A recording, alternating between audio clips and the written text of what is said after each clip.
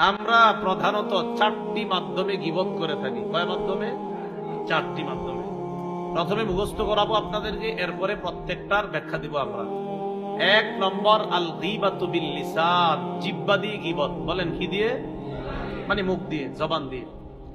দুই নাম্বার, আল গীবাতু বিল কলব, কলব দিয়ে গীবত।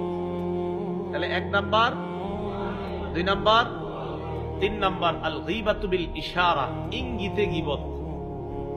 চার নাম্বার, আল গীবাতু বিল কিতাবা, লেখার মাধ্যমে গীবত। ফেসবুক ব্যবহারকারীরা মন দিয়ে শুনেন। এক নাম্বার, আল গীবাতু বিল লিসান, জিহ্বা দিয়ে গীবত। দুই নাম্বার, আল গীবাতু বিল কলব, কলব দিয়ে গীবত। তিন নাম্বার, আল গীবাতু বিল ইশারা, ইঙ্গিতে গীবত। চার নাম্বার, আল গীবাতু বিল কিতাবা, লেখার মাধ্যমে গীবত। এবার আমি বলবো, আপনারা জবাব দিবেন। এক নম্বর,